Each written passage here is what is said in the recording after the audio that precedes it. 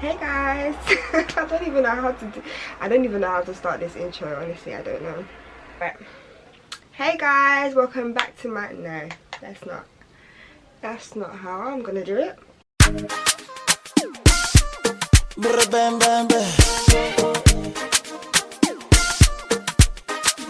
We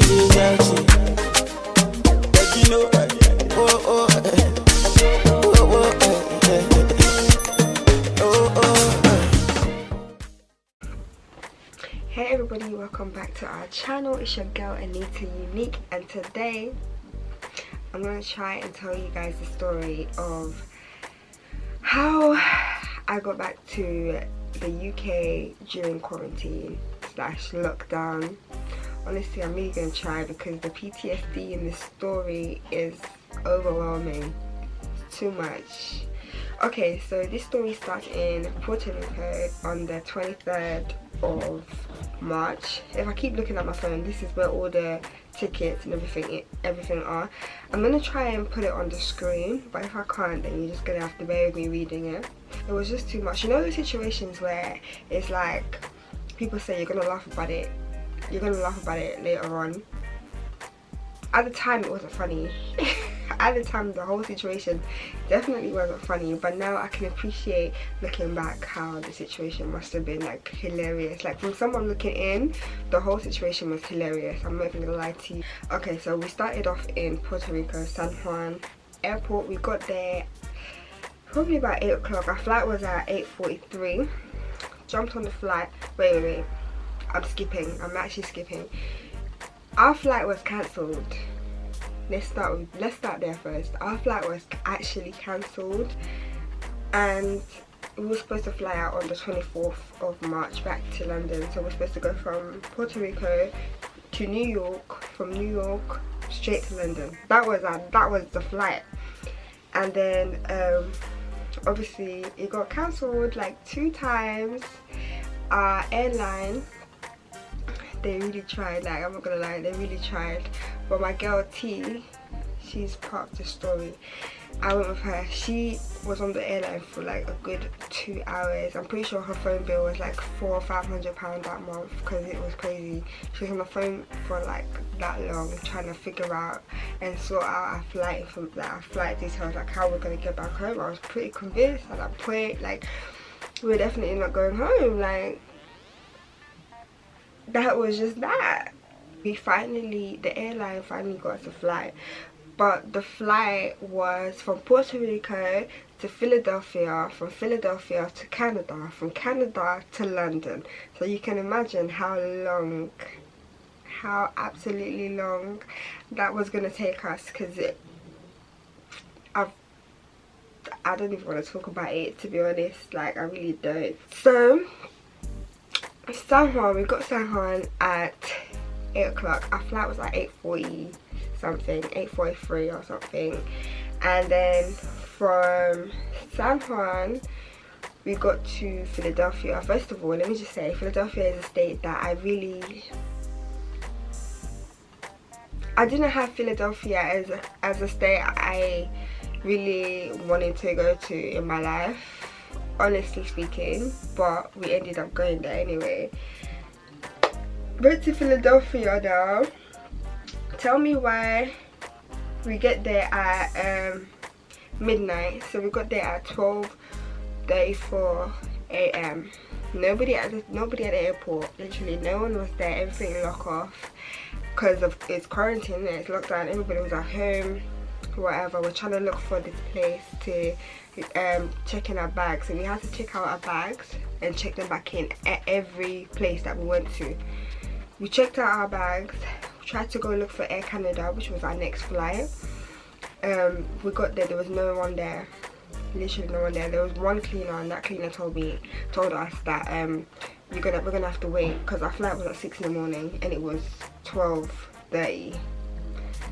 So we're gonna have to wait. That's what it is. So we had to wait hours upon hours. Yeah, I can't forget, like, literally I cannot forget our time in Philadelphia. Honestly speaking, I don't think I'll ever go to Philadelphia ever again because I'm just traumatized. We went downstairs And the way the airport was set up was like, we were sitting down, Air Canada was like in front of us, and then on the side of us like the door to the outside. And I don't know about Philadelphia because it's not really a place where I really ever wanted to go to, so I don't know much about that. We were just transiting to the next place. So we sat down, we're waiting, and I'm here trying to be positive. I'm like, you know what, it's fine, there's a lot of people that haven't got their flights. At least we actually got a place and got somewhere to go back to London, do you know what I mean? We're sitting there, and then my girl was tired, so we was like, let's take turns. So she fell asleep first. No wait, before my friend fell asleep, there was a crackhead that came up to us, and honestly I say crackhead because he was showing symptoms, like he was shaking and everything. Come up to us and he was like, oh, do you have any money? And then we was just like, no, we didn't have any dollars on us, we just had our cards and stuff like that. So we was like, no, we don't have any money on us. And then he was like, oh, okay. And then he went, and then we're sitting there, and I didn't notice at the time that the door right there was from literally the outside. Like I don't know why, it just didn't register in my brain. So we're sitting there now, and then my friend's sleeping on my shoulder, and then more crackheads keep coming in, like literally more crackheads keep coming in and asking like, do you have any money? I keep saying no, we don't have any money on us. One particular crackhead come up to us and said, excuse me, do you have any money? My friend's sleeping on my shoulder, by the way, so he was talking to me, and I was like, no, I don't have any money. But I reached into my pocket and I had a Kit Kat. Don't ask me why. I just gave this crackhead my Kit Kat, and because I was just thinking at this point in time, I was just done. Like I was over the crackheads coming to ask me for money. And then I kind of realized, I looked around and I was like, yo, like, it's Philadelphia the ghetto, because all I'm seeing is crackheads around us. Like I looked outside the window, and like I said, outside there was something going on out there, like that was just, it wasn't normal. So I woke up my friend and I was like, listen, I think we should go somewhere else, because right down here I don't think it's really safe. Like I don't think it's a safe place to be. So she was like, what do you mean? I was like, well, there's crackheads left, right and center, like we can't be sitting down here, like we need to go. And then there's no one else in this airport. Literally the airport was like, nobody was there. It was just me and my girl, like nobody was there. So I was like, we need to go upstairs, because at least then there's no direct doors to outside. Like we're literally sitting here and there's direct door to outside, and crackheads keep coming in and asking us for stuff, and I don't have any more Kit Kats to give. Like, alright, cool. We took our things, we went upstairs, yeah. And then as we were upstairs, it was still like 3 in the morning, so we still had to wait another 3 hours for our flight. Honestly, this story really gets me upset. Like it really does. It's now 5 AM. We go to check in for the flight. We go back downstairs to where we found the crackheads, and that's where Air Canada was, because remember, from Philadelphia we go to Canada, from Canada we go to London. So we see this this lady there. She must have been in her 70s or something. And then she was like the air hostess, so the lady from like taking the tickets or whatever. So we go up to her now and we're like, hi, can we check in our bags so that we can go on the plane? She's like, yeah, cool. She like, we put the bags there, whatever. She asked for our passport. And wait, hold on, pause. I need to say this, yeah, because it's like, you're gonna understand what I'm talking about when I say this.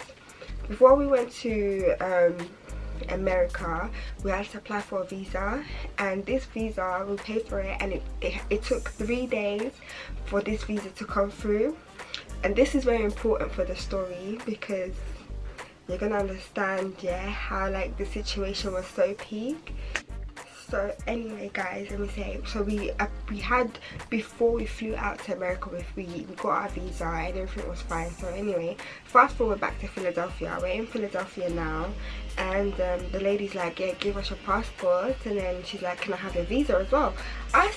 We just handed her the visa. We're like, yeah, cool. And then she goes, can I have your other visa? And we was like, what do you mean you want another visa? What does that even mean? She was like, oh, you need a visa to enter Canada. Bearing in mind, it took us 3 days for us to get a visa to America. And that's what they said. It says like it takes 3 days like to process a visa. We don't have 3 days. Like, we don't have 3 days to waste. Literally, we don't have 3 days, like, at all. So she was like, yeah, you need a visa to enter Canada. And then my friend, I never forget, I'm never gonna forget this. My friend goes, but Canada is in North America though. This lady looked at us like, who are you? She's like, yes, but you need your own visa to go to Canada. First of all, no one ever told us that. We didn't know that we needed our own visa to go to Canada, but I guess like we found out the hard way. I was like, lady, first of all, our flight to Canada is in an hour. We don't have 3 days to waste. We do not have 3 days to get this Canadian visa, and I'm gonna need you to really help us out in this moment, because I'm about to panic and I don't need to panic right now. We literally looked at each other and we laughed, because we both knew deep down that we were gonna be staying in Philadelphia for the next 3 days. It was so sad, like, it was actually so sad. So the lady was like, either way, like, she was on crud, like, she was not taking nothing. She was like, listen girls, like, if you want to go to Canada today, I suggest, she gave us a card. She's like, I suggest you apply for a visa and then come back to me, otherwise you won't be able to take in your bags and you won't be able to go. And I was just like, we ain't finished, like, it's bad, like, there's nothing else we can do. Imagine it, it's 5 AM, our flight is at 6, and we're just now applying for a visa to go to Canada. You don't understand how the stressful situation that we were in that moment of time, yeah? It was just too much. Because the lady was we even asked the lady, was like, how long is it going to take? She goes, I don't know, it can take 3 days. So in our head, we're already like preparing ourselves for actually staying in Philadelphia for 3 days. We don't know nobody in Philadelphia. We don't know what we're gonna do. We keep seeing crackheads everywhere. I'm done. Like, I'm scared. So we applied for this visa now. We're writing. Like, we're trying to fill out this information, and it's so long as well. And then we filled it out. Luckily, they asked us for the date that we're flying. We put the exact date, which was in an hour, and then we put the time. Luckily, thank God, somebody up there was looking after us, and they got back to us. They replied to us within like 10 minutes of us applying for the visa. We got the visa, we got acceptance to go into Canada, and then like, we've never been so, like, we were shook. When I say we were shook, yeah, boom, that's another hurdle that we crossed. Yeah, we got to the check-in, checked in our bags, we went to the flight. This part, right,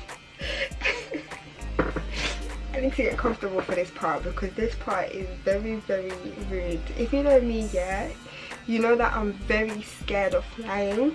I hate flying. As much as I love going on holiday, and as much as I love to go to different countries, flying for me, I get petrified of it. I really do, and I don't like it on a normal day. But this day in particular, I remember walking into Air Canada.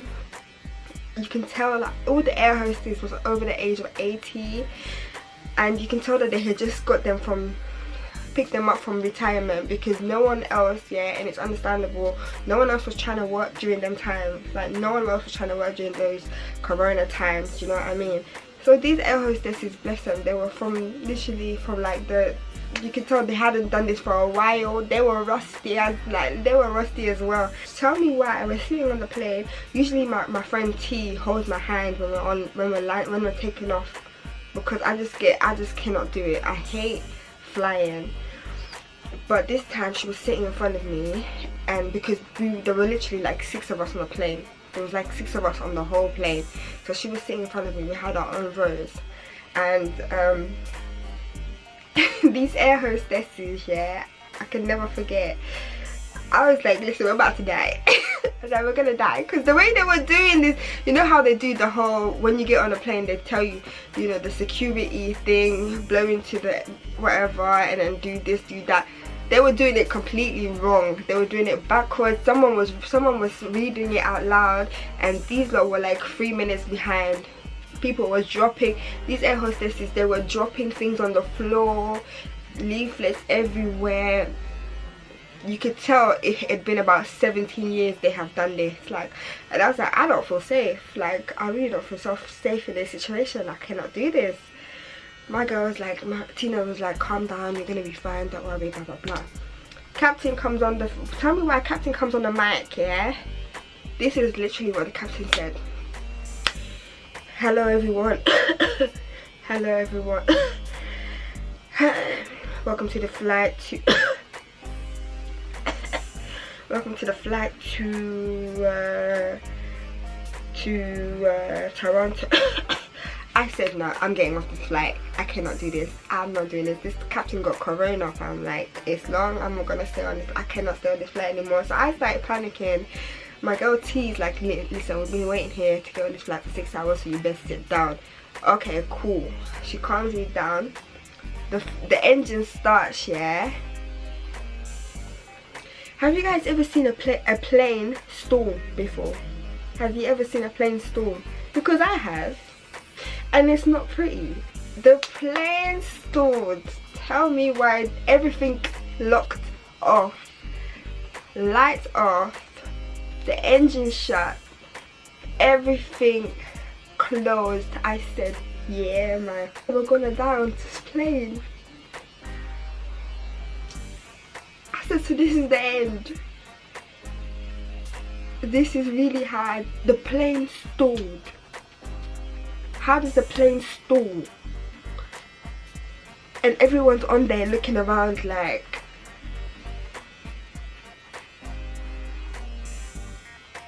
and you know, nobody wants to be asking no questions. So I'm just like, I start praying. I like, yeah, God, like, if you put us through this, like, I swear I'm gonna go to church every day. Like, this is gonna be mad. Like, I was so shocked, yeah. And I was like, how can, I was like, I need to get off this plane. I don't mind. Like, suddenly the thought of being in Philadelphia with the crackers was a lot easier than actually being on this plane right now. How can a plane stall? Then they got the plane, the engine started again, yeah. I actually wish I actually recorded this, because it was literally the scariest time of my life. The engine stalled twice. It stalled again. That's when the second time it stalled, yeah, everything switched off, all the lights came off, the engine came off. I stood up and I said, this is a sign. I cannot be, I said, I cannot be on this plane anymore. I'm leaving. I don't care. I'm not about to do this. I'm not doing this. I got up, I started walking off the plane, and my friend was like, listen, sit back, sit down. There's no other flights to London. This is the only flight. I was like, the plane stalled twice. How do you mean sit? What do you mean sit down? Like, how can I sit down when the plane is stalling? How is the plane stalling? How are we going to get up there? We've got 80-year-olds, air hostesses who haven't been in this job for 55 years out here telling us, do this, do that. They don't have a clue. I asked for water 25 minutes ago. It's not here. Nobody cares right now.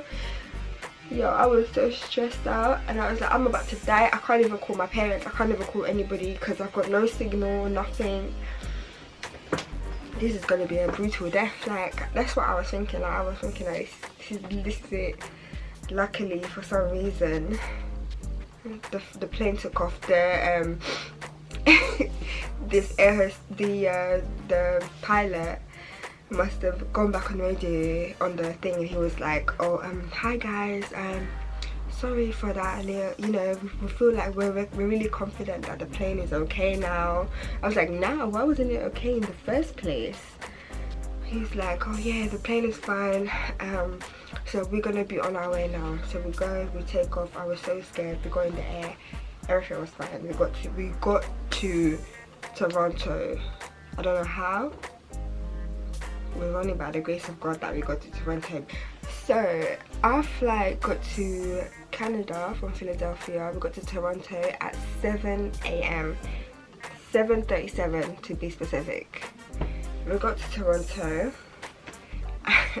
Yet again, no one was there. It was during quarantine. Obviously everyone was like, we had a lot of cleaners that were like spraying bags and spraying everything. Me and my friend T, we had been on this like positive energy, positive vibe the whole time. We were thinking, okay, listen, let's be grateful that we're going back to London, but our energy was running thin, being that all this happened and everything that was going on. We were really trying to stay positive, but at this point we were over it. We were bickering about little things, like literally we'd just be arguing left, right, center.